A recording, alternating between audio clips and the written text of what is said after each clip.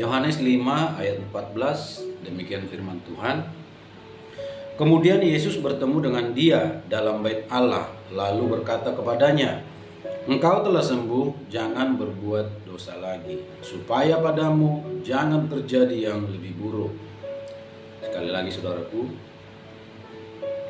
Kemudian Yesus bertemu dengan dia dalam bait Allah, lalu berkata kepadanya, "Engkau telah sembuh, jangan berbuat dosa lagi, supaya padamu jangan terjadi yang lebih buruk." Jadi Yesus berkata kepada orang yang telah disembuhkannya, di mana orang tersebut sebelumnya menderita sakit selama 38 tahun. Seseorang yang telah menderita sakit selama 38 tahun. Dan tiap-tiap hari dia ada di serambi kolam Bethesda untuk menanti ketika air kolam itu digoncang oleh malaikat. Sebab ketika itu sewaktu-waktu malaikat Tuhan akan turun menggoncang air dalam kolam Bethesda itu. Dan orang yang pertama masuk ke dalam air yang bergoncang itu maka sembuh. Dan di sana dikatakan kolam Bethesda itu memiliki 5 serambi dan dipenuhi oleh orang-orang buta, orang-orang timpang, orang-orang lumpuh, orang-orang sakit. Dan orang yang disembuhkan oleh Yesus ini yang sudah 38 tahun sakit ini itu tidak pernah berhasil. Ketika air itu bergoncang, karena digoncang oleh malaikat, dia tidak pernah berhasil sebagai orang pertama untuk masuk ke dalam kolam itu. Ternyata saudaraku, Tuhan tahu apa yang terjadi kepada tiap-tiap kita. Apa yang sedang berlaku, apa yang sedang kita alami. Pribadi lepas pribadi, Tuhan tahu. Tuhan tahu bahwa orang ini sudah lama dalam keadaannya sakit, 38 tahun.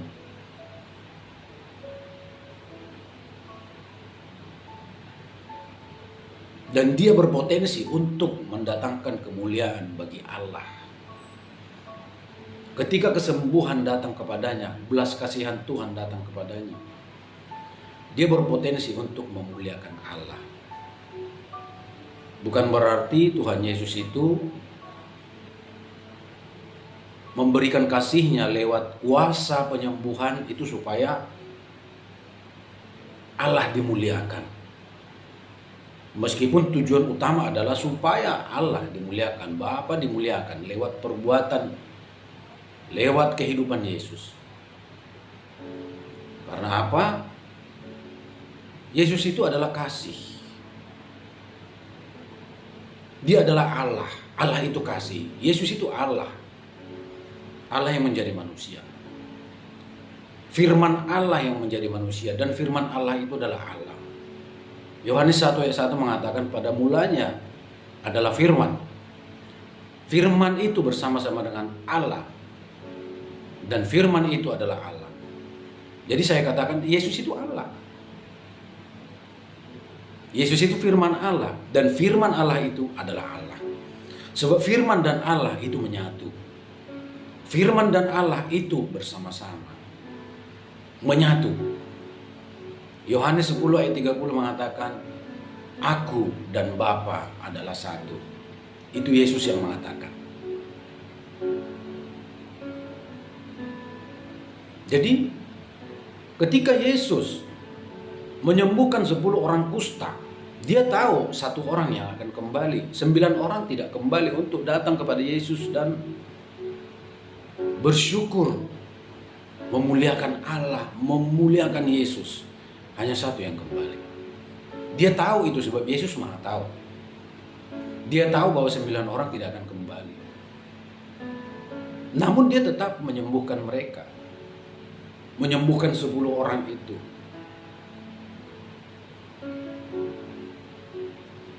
Jadi orang yang sakit ini yang sudah 38 tahun menderita sakit penyakit, dia berpotensi untuk memuliakan Allah dalam situasi kondisi pada saat itu, di mana orang-orang Farisi, ahli Taurat, itu selalu menentang Yesus, mencari celah untuk menyalahkan Yesus.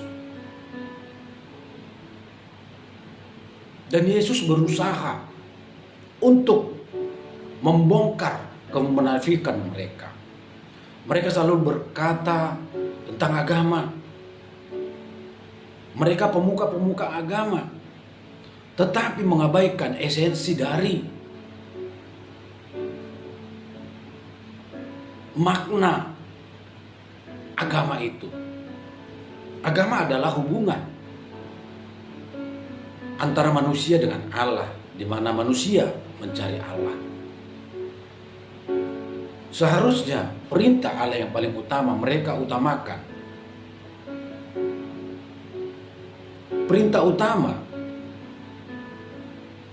yang datang dari Tuhan kepada umatnya, yaitu kasihilah Tuhan Allahmu dengan segenap hatimu, segenap jiwa, segenap akal budi, segenap kekuatanmu. Cara kita mengasihi Allah adalah dengan melakukan firman-Nya.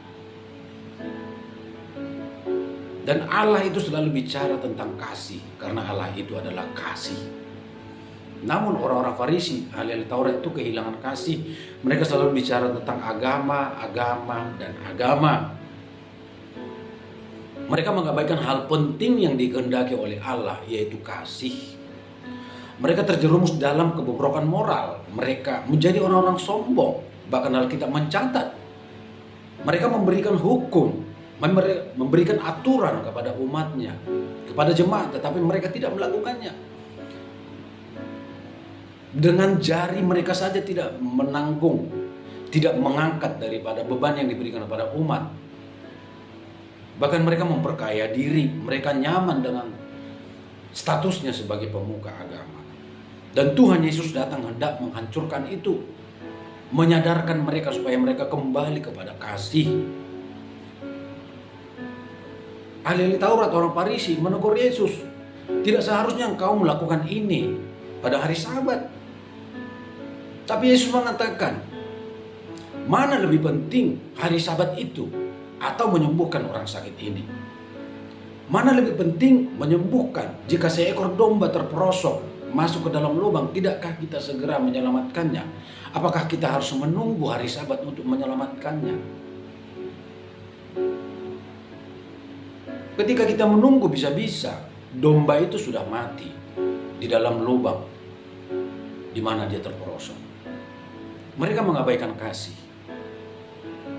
Padahal esensi dari firman Allah dalam perjanjian lama itu adalah kasih. Inti dari perjanjian lama adalah kasih.